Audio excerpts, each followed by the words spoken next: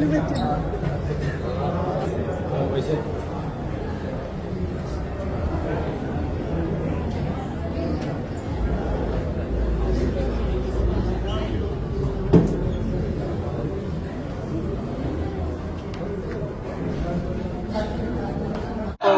എനിക്ക് നാണമാണ് അങ്ങനെ ജീവിക്കാൻ.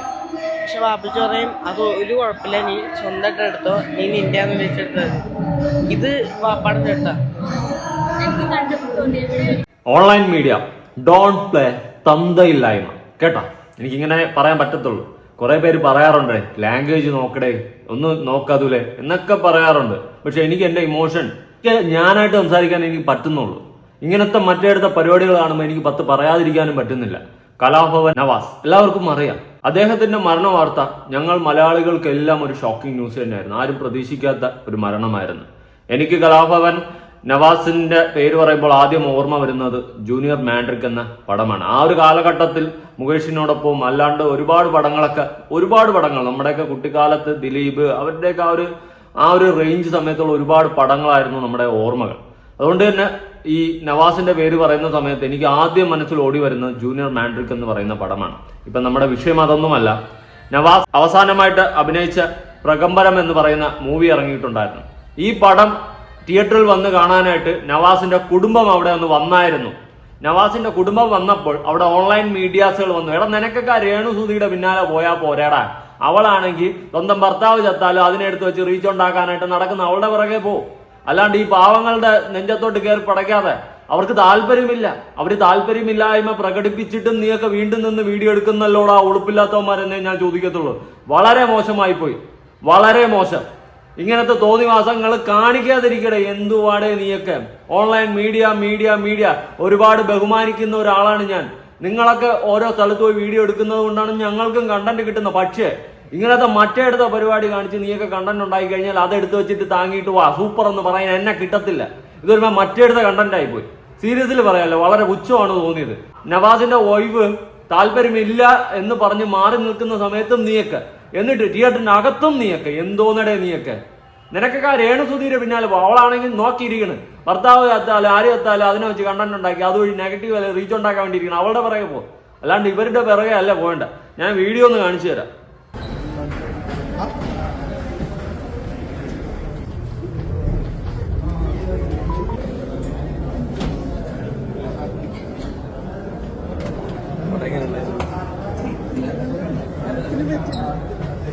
ആ പടം കണ്ട്, സ്വന്തം ഭർത്താവിന്റെ അവസാന പടമാണ്, ആ പടവും കണ്ട് മനസ്സും വേദനിച്ച് നൊന്ത് ഒരു മാതിരിത്തെ ലെവലിൽ നിൽക്കുന്ന സമയത്താണ് ഇവന്മാരുടെ കൊണാച്ച ചോദ്യവും കൊണ്ട് അങ്ങോട്ട് വീണ്ടും കയറി പോകുന്നത്.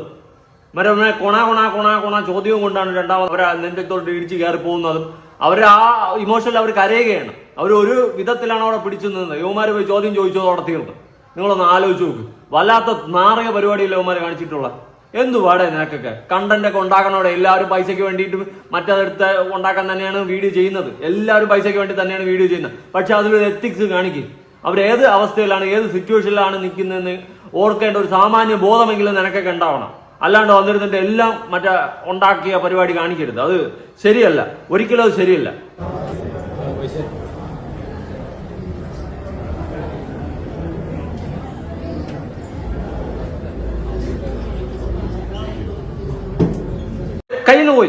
കയ്യിൽ നിന്ന് പോയി കരയുകയാണ്. നവാസിന്റെ മകൻ വന്നിട്ട് ഒരു തട്ടി ആശ്വസിപ്പിച്ചിട്ട് പോകുന്നുണ്ട്.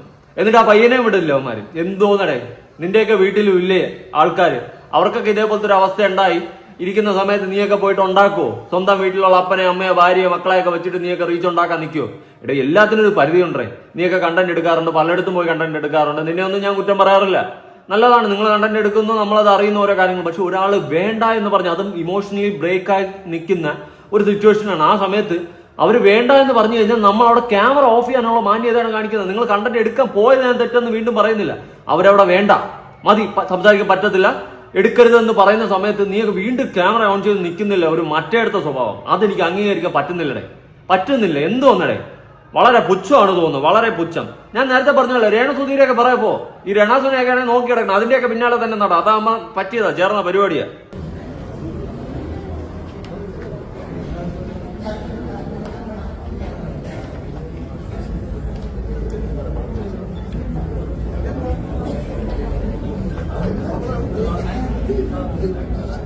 നല്ലോണം എടുക്കടാ, നല്ലോണം എടുക്കുക. ആ ഉമ്മ കരയുന്നത് ആ മകൻ കരയുന്നതും എല്ലാം നല്ലോണം എടുത്ത് ബീജമും കുത്തി കയറ്റി ചെരുവി അങ്ങോട്ട് ഇട്ടുകൊടു.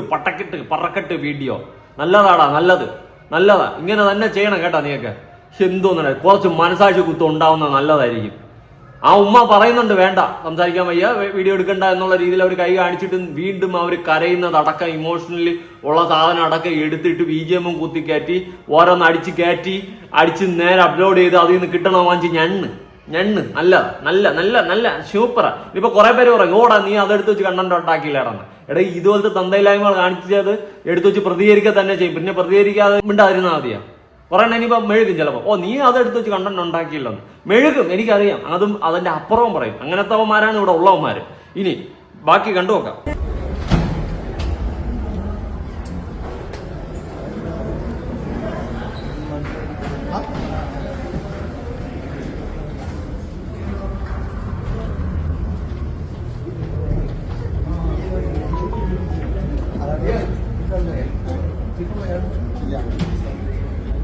അവരൊട്ടും കംഫർട്ടല്ല. അവര് ഒരു വിധത്തിൽ ഇങ്ങനെ അങ്ങും ഇങ്ങോട്ടും ഒക്കെ നിൽക്കുകയാണ്. എന്തിനാ യവന്മാര് കണ്ടല്ലേ കരഞ്ഞത്? എനിക്ക് കൂടുതലൊന്നും പറയാനില്ല. പക്ഷെ ഇതിൽ ഒരുത്തം വന്ന് പറഞ്ഞിട്ടുണ്ടായിരുന്നു ഇവരെന്തിനാടാ തിയേറ്ററിൽ പോയെന്ന്. യാവനടാ മാറി, ഇവരെന്തിന് തിയേറ്ററിൽ പോയെന്ന്. എനിക്ക് പറയാനില്ല. ഞാൻ അതിലോട്ട് വരാം. ഇതിന്റെ താഴെ വന്നിട്ടുള്ള വേറെ കമന്റ് ഞാൻ വായിക്കാം. മറ്റുള്ളവരുടെ മാനസികാവസ്ഥയും വേദനയും മനസ്സിലാക്കാതെ ഇതുപോലെയുള്ള മാധ്യമം കഷ്ടം നിന്റെ വീട്ടിലും ഉണ്ടാകുമടാ. അപ്പോഴേ മറ്റുള്ളവർ ക്യാമറയെ തൂക്കി വരുമ്പോൾ ആ വേദന അറിയൂ നാറികളെ. കഷ്ടം നവാസിക്ക പ്രണാമം എന്ന് പറഞ്ഞിട്ട് ഒരു കമന്റ് ഉണ്ട്. കറക്റ്റ് കമന്റ് അല്ലേ? അതായത് നിന്റെയൊക്കെ വീട്ടിൽ ഇതുപോലെ വരുന്ന സമയത്ത് ആരെങ്കിലും ക്യാമറയെ തൂക്കി വരുമ്പോൾ നീയൊക്കെ ഇങ്ങനെ ഇളിച്ച് കാണിച്ചുകൊണ്ട് അങ്ങ് നിന്നു കൊടുക്കണം കേട്ടാ. എടാ എല്ലാത്തിലും ഒരു പരിധി ഉണ്ടാ, എല്ലാത്തിലും ഒരു പരിധിയുണ്ട്. ഇപ്പൊ ഓരോ പ്രമുഖ വ്യക്തികൾ മരിക്കുന്ന സമയത്ത് അവിടെ ചടങ്ങുകൾ പോയിട്ട് ഷൂട്ട് ചെയ്യുമ്പോൾ ഞാൻ പറഞ്ഞിട്ടുണ്ട് ഓക്കെ അത് ജനങ്ങളിലേക്ക് എത്തിക്കുന്നു, ജനങ്ങൾ അറിയുന്നു. പക്ഷെ അതിലൊന്നും ഉമാര് ചിലവന്മാര് മറ്റേ അണ്ണാക്കി കയറി ഇരുന്ന് എടുക്കും. അത് നമുക്ക് അംഗീകരിക്കാൻ പറ്റത്തില്ല. മാറി ഇന്ന് മര്യാദയ്ക്ക് വീഡിയോ എടുത്തിട്ട് പോവുക. ഇതിപ്പോ അവിടെ പോകുന്നു അത്ര ഇമോഷണലി ബ്രേക്ക് ആയിട്ടിരിക്കുന്ന അവരുടെ അണ്ണാക്കി പോയിട്ട് ഉമാരെ കൊണച്ച ചോദ്യം എന്തോന്നേ. വളരെ കഷ്ടമാണ്, വളരെ കഷ്ടം, പരിതാപകരം. ഇനി വേറൊരു കമന്റ് വായിക്കാം. അവരെ അവരുടെ പാട്ടിന് വിട്ടേക്ക്. എന്തിനാ ഫോണും പൊക്കിപ്പിടിച്ച് അവരെ ശല്യം ചെയ്യുന്നത്? ഈ ഫോൺ കൊണ്ട് നടക്കുന്ന അവന്മാർക്ക് മനസാക്ഷിയില്ലേ? എടാ പോയി കഷ്ടപ്പെട്ട് പണിയെടുത്ത് ജീവിക്ക്, ഫോണും കൊണ്ട് നടക്കാതെ എന്ന് പറഞ്ഞിട്ട് ആൾക്കാർ നല്ല പോലെ അവന്മാരെ സപ്പോർട്ട് ചെയ്ത് തള്ളുകയാണ്. നാറികളെ, തന്തയില്ലാത്തവന്മാരെ എന്നൊക്കെയാണ് വിളിക്കുന്നത്. കാരണം മാധ്യമ ധർമ്മം എന്ന് ഉള്ള സാധനം വിട്ടിട്ട് അവന്മാർ മാധ്യമ അധർമ്മമാക്കി മാറ്റിക്കൊണ്ടിരിക്കുകയാണ്.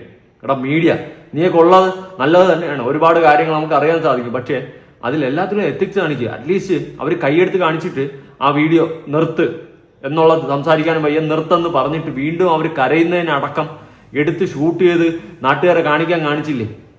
മനസ്സ് കാണാതെ പോകില്ല ആരും. ഇനി വേറൊരു കമന്റ് വായിക്കാം. മരിച്ചിട്ടും എന്തിനാ ഇവർ തിയേറ്ററിൽ പോയത്? ഏത് തന്തയില്ലാത്തവനടാ ഈ കമന്റ് ഇട്ടിട്ടുള്ള? സത്യം എനിക്കറിയാൻ പാടില്ല എന്തിനാണ് ഈ കമന്റ് ഇട്ടിട്ടുള്ളതെന്ന്. മരിച്ചു കഴിഞ്ഞാൽ പിന്നെ തിയേറ്ററിൽ പോകാൻ പാടില്ലെന്ന്. അതായത് ഇപ്പം ആ സ്ത്രീയുടെ ഭർത്താവായിട്ടുള്ള നവാസിക്ക മരിച്ചുപോയി. ആ വ്യക്തി അവസാനമായിട്ട് അഭിനയിച്ച പടമാണ് ആ പടം. ആ പടം ഒരു നോക്ക് അവസാനമായിട്ട് കാണാൻ പോയി, തിയേറ്ററിൽ പോയി കണ്ടു, ആ ഫാമിലിയോടെ പോയി കണ്ടു. അതിൽ എന്ത് തെറ്റിരിക്കുന്നു? എന്തോന്നടേ ഇതൊക്കെ? ഇനി അവര് കാലാകാലം വെള്ള വസ്ത്രം ഇട്ട് വീട്ടിയിരിക്കണമെന്നാണ്? അങ്ങനെ ഞാൻ ഒരിക്കലും പറയില്ല. അങ്ങനെ ഇനിയിപ്പോ പറയുമ്പോ നിങ്ങൾ ചിലപ്പോ അങ്ങനെയാണ് രേണുസുതി എന്തിനാടാ നീ പറയുന്നത്? അതും ഇതുമായിട്ട് കമ്പയർ ചെയ്യല്ലേടേ, അതും ഇതുമായിട്ട് കമ്പയർ ചെയ്യല്ലേ. അത് ഇത് അവര് മാന്യമായിട്ട് ജീവിക്കുന്നവരെ അവര്, അല്ലാണ്ട് സ്വന്തം ഭർത്താവ് മരിച്ചെന്ന് പറഞ്ഞാൽ അതിനെ വെച്ച് മുതലാക്കി ജീവിക്കുന്നവരല്ല. അത് നിങ്ങളൊന്ന് മനസ്സിലാക്കണം. മറ്റത് വേറെ, ഭർത്താവിന്റെ മരണം മുതലെടുത്ത് ജീവിക്കുന്നത്. അതിനൊന്നും ഇവിടെ കമ്പാരിസൺ പോലും കൂട്ടിക്കൊണ്ട് വരരുത്. ഇനി തിയേറ്ററിന്റെ അകത്ത് ഈ ഉമ്മയും മകനും ഇരുന്ന് സിനിമ കാണുന്ന സമയത്തുള്ള ഷോട്ട് വരെ ഉമ്മാർ എടുത്തിരിക്കുന്നു. ബിജിഎമ്മും കുത്തിക്കയറ്റി ഇട്ടിട്ടുണ്ട്, കണ്ടു നോക്ക്.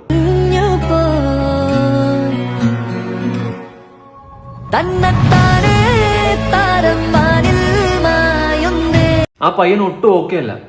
അവന് ഇങ്ങനെ നോക്കുന്ന സമയത്ത് മീഡിയക്കാരന്മാര് വളന്താമാര് കണ്ടന്റ് ഉണ്ടാക്കാൻ വേണ്ടിയിട്ട് വന്നിരിക്കുകയാണ്. ആ പയ്യൻ ഒട്ടും ഓക്കെ അല്ല. അത് ആ പയ്യന്റെ മുഖത്തൊന്നും തന്നെ നമുക്ക് വായിച്ചെടുക്കാൻ സാധിക്കും. എടാ ഇതൊക്കെ ഓക്കെ ആയിട്ടുള്ളവരുണ്ടേ, അല്ലാണ്ട് ഇവരെയൊന്നും പോയി എടുത്ത് നശിപ്പിക്കാതെ. ആ കുടുംബമേ ഒക്കെ അല്ല. നവാസിന്റെ മരണം ഇതുവരെ അവർ പുറത്തു വന്നിട്ടില്ല അതിൽ നിന്ന്. അത് അവരുടെ മുഖത്തുണ്ട്. ആ പയ്യന്റെ അപ്പന, അവരുടെ ഭർത്താവാ. നിന്റെയൊക്കെ വീട്ടിൽ ഇതുപോലെ സംഭവിക്കുമ്പോൾ നീയൊക്കെ ഇതുപോലെ തന്നെ ചെയ്യണം. അന്നും ലൈവ് പോകണം, അല്ലെങ്കിൽ വീഡിയോ എടുത്ത് വെച്ചിട്ട് പിന്നെ ഇരുന്ന് അപ്ലോഡ് ചെയ്യണം കേട്ടാ. കഷ്ടോടാ. ആ പയ്യന്റെ മുഖം നിങ്ങൾ ശ്രദ്ധിച്ചില്ലേ? നീയൊക്കെ കണ്ടന്റ് ഉണ്ടാക്കുമ്പോൾ നിങ്ങളൊന്ന് ആലോചിക്കുക ആ പയ്യന്റെ മനസ്സ് എത്രത്തോളം വേദനിക്കുമെന്ന്. അവരാരും ഓക്കെ അല്ല, ആരും ഓക്കെ അല്ല. കഷ്ടം. ഇനി ബൈജൂസ് വ്ളോഗിലെ ബൈജു എന്ന് പറയുന്ന ആ ചേട്ടാ ഇതിനെല്ലാത്തിനെയും പറ്റിയിട്ട് പറയുന്നു, നമുക്കൊന്ന് കേട്ടു നോക്കാം. നമ്മുടെ കലാഭവൻ നവാസ്ക അഭിനയിച്ച ഏറ്റവും അവസാനത്തെ ചിത്രമാണ് പ്രകമ്പനം. ആ ചിത്രം ഇപ്പോൾ തിയേറ്ററിൽ വന്നിട്ടുണ്ട്. തിയേറ്ററിൽ അവസാനമായി അദ്ദേഹം അഭിനയിച്ചത് ഒരു നോക്ക് കാണാൻ വേണ്ടിയിട്ട് എത്തിയതാണ് നവാസ്കന്റെ ഭാര്യയും മക്കളും ഒക്കെ. ആ സമയത്ത് ചില പലതന്തയ്ക്കും പറഞ്ഞ ചെറ്റകളായിട്ടുള്ള ചില കുയിലുകളും കുറുക്കന്മാരും ഒക്കെ ഇതിനകത്തുണ്ട്. അവരാണ് വന്നിട്ട് മൈക്കും കൊണ്ട് കുത്തിയിട്ട് ആ പാവങ്ങളെ എന്തിനാണ് സങ്കടപ്പെടുത്തുന്നത്? അവരവരുടെ സ്വകാര്യതയിൽ അങ്ങ് ജീവിച്ചു പൊക്കോട്ടെ. അവർ അവരുടെ ഭർത്താവ് അവസാനമായി അഭിനയിച്ച ചിത്രം കാണാൻ വേണ്ടിയിട്ടല്ലേ അവിടെ വന്നിരിക്കുന്നത്. മരിച്ച് അത്രേ ആയിട്ടുള്ളൂ എങ്കിലും അവർക്കൊരു നോക്ക് കാണണമെന്ന് ആഗ്രഹം ഉണ്ടാവൂലേ? നിങ്ങൾ അതിനിടയിൽ പോയിട്ട് മൈക്കും കുത്തിയിട്ട് പരനാറികളെ, നിങ്ങൾക്കൂടെ അച്ഛനും അമ്മയും പെങ്ങന്മാരൊക്കെ എന്തിനാണ് ഈ പരിപാടിക്ക് നിൽക്കുന്നത്? പെണ്ണുങ്ങളുടെ ഒക്കെ അടുത്ത് പോയിട്ട് എന്താ സുഖമല്ലേ, നിങ്ങളെന്താ അതെ, യുവമാർക്കൊരു സ്ഥിരം പരിപാടിയുണ്ട്, സുഖമല്ലേ, ഷട്ടിയുടെ കളർ അത് ഇങ്ങനെയൊക്കെ ചോദിക്കുന്നവരുമായി മറ്റേടുത്ത പരിപാടികൾ യുവമാർക്ക് സ്ഥിരം ആയിട്ട് ഉള്ളതാണ്.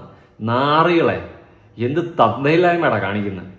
അവര് കുറച്ച് ദിവസം ആയതേ ഉള്ളൂ അല്ലെ അവരുടെ ഭർത്താവ് മരണപ്പെട്ടിട്ട്. പക്ഷെ ഇനി അവരുടെ ഭർത്താവിന്റെ ഒരു സിനിമ തിയേറ്ററിൽ കാണാനുള്ള ഭാഗ്യം അവർക്കില്ല. അതുകൊണ്ട് തിയേറ്ററിൽ വന്ന സമയത്ത് ആ ലാസ്റ്റ് പടം, അവസാന പടം അവർ അവസാനമായിട്ട് പോയി കാണുകയാണ്. ഇനി അവരുടെ ഭർത്താവിന്റെ ഒരു പടം കാണാൻ അവർക്ക് പറ്റത്തില്ല. അതുപോലെ ആ പയ്യന് അവന്റെ അച്ഛന്റെ ഒരു പടം തിയേറ്ററിൽ കാണാനുള്ള ഭാഗ്യമില്ല. അതുകൊണ്ട് അവസാനമായിട്ട് അവർ ആ പടം പോയി കാണുന്നുണ്ട്. നിങ്ങൾ അവരുടെ മാനസികാവസ്ഥ ഒന്ന് മനസ്സിലാക്കണം കേട്ടോ. എല്ലാം കണ്ടന്റ് ആക്കുമ്പോഴേ തന്തയില്ലായ്മ കാണിക്കില്ല, അതിന്റെ കൂടെ മിക്സ് ചെയ്യില്ല. അതേ എനിക്ക് പറയാനുള്ളൂ. വളരെ കഷ്ടമാണ്, വളരെ കഷ്ടം. ഓൺലൈൻ മീഡിയാസ് നിങ്ങളെ വളരെ ബഹുമാനമാണ് എനിക്ക്, പക്ഷെ ഇങ്ങനത്തെ തന്തയില്ലാത്ത പരിപാടി കാണിക്കുമ്പോൾ അതിനെ സപ്പോർട്ട് ചെയ്ത് ചുക്കാൻ പിടിക്കാൻ എന്നെ കിട്ടത്തില്ല.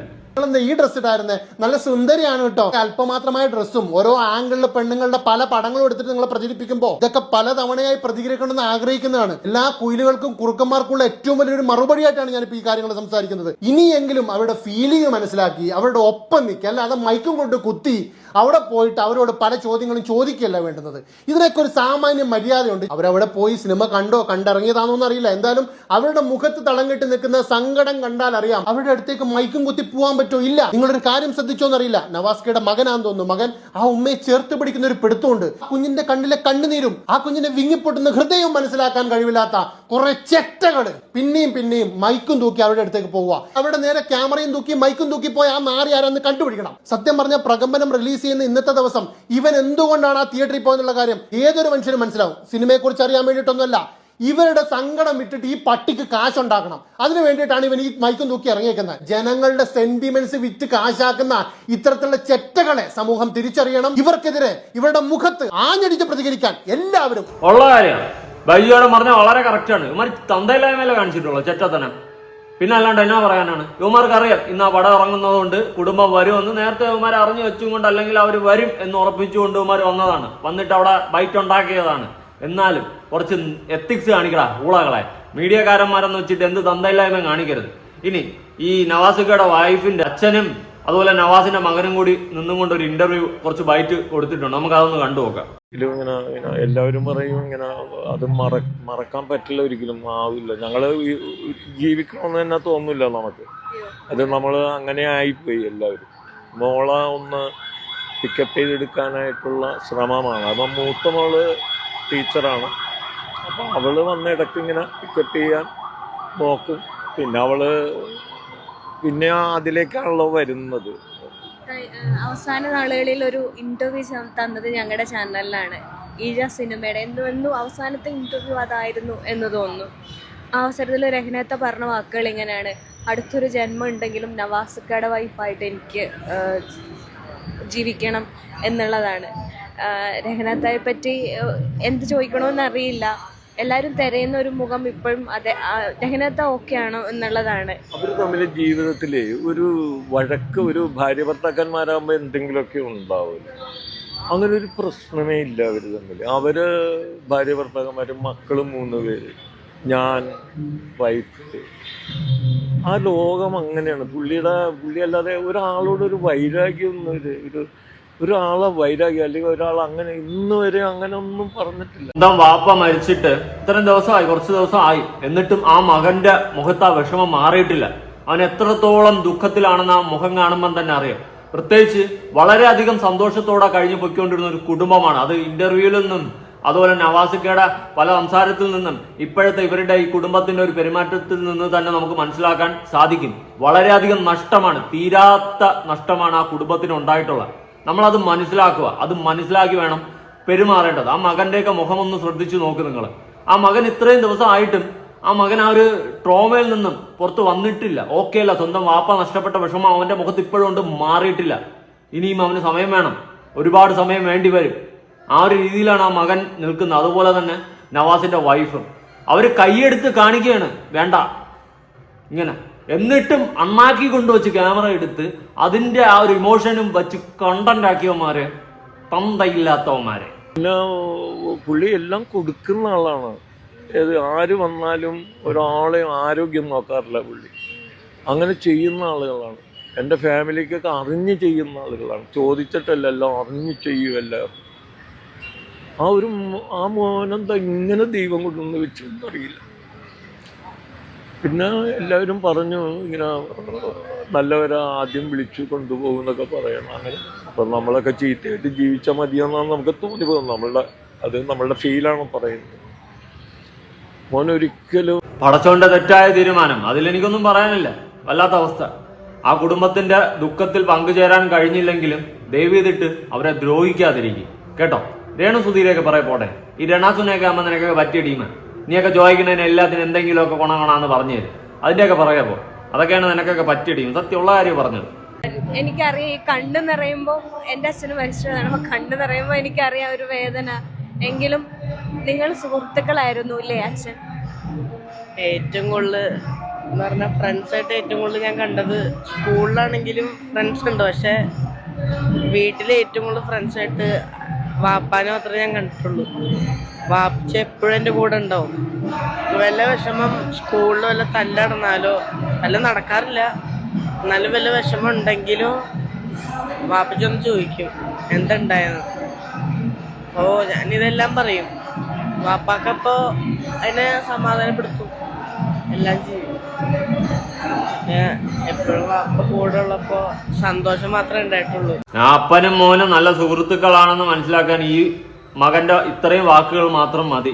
കൂടുതലൊന്നും പറയാനില്ലടേ. വളരെയധികം വിഷമം തോന്നി. കുറച്ച് കാര്യങ്ങളും കൂടി ഉണ്ട് ആ മകൻ പറയുന്നത് കേട്ടു നോക്കുക. അപ്പൊ പിന്നെ എല്ലാം പോയി. മോന്റെ ചേട്ടനാണോ അറിയില്ല, നിങ്ങൾ ആരോ ഫേസ്ബുക്കിൽ കുറിക്കാറുണ്ട് ഷർട്ട് വസ്ത്രത്തിനെ പറ്റിയിട്ട്.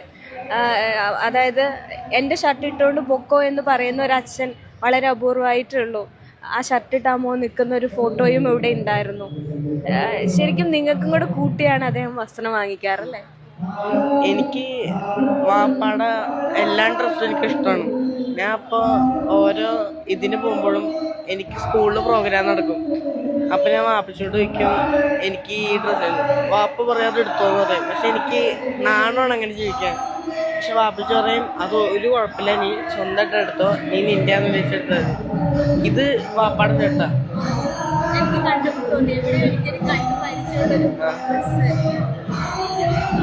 അപ്പോൾ ഇടുള്ളൂ. അവർ പറയുന്നത് ആ ഷർട്ടും പാൻറ്റും അവരിടുമ്പോൾ പാപ്പ കൂടെയുണ്ട് എന്നാ പറയണം. വല്ലാത്തൊരു മാനസികാവസ്ഥയിലാണ് ആ കുടുംബം കടന്നു പോകുന്നത്. അതൊക്കെ മനസ്സിലാക്കി പെരുമാറാൻ നോക്ക്. അല്ലാണ്ട് എല്ലാം കണ്ടന്റ് ഉണ്ടാക്കി എല്ലാം വിറ്റ് പണം ഉണ്ടാക്കാനുള്ള ഒരു മെന്റാലിറ്റി അത് അത്ര നല്ലതല്ല. ഇതിപ്പോൾ ചിലപ്പോൾ കുറേ പേര് പറയും നീ ഇത് എടുത്ത് വെച്ച് കണ്ടന്റ് ഉണ്ടാക്കിയില്ലടാന്ന്. എടാ ഇതേപോലത്തെ നന്ദയില്ലായ്മകൾ കാണുമ്പോൾ വിമർശിക്കണ്ടേ? അതാ നമ്മൾ വായും പൂട്ടി മിണ്ടായിരുന്ന ആദ്യം. എങ്കിൽ ഓക്കെ, നിങ്ങൾ പറ നിങ്ങളുടെ അഭിപ്രായങ്ങളും കാര്യങ്ങളും. ഉറപ്പായിട്ട് ബൈ.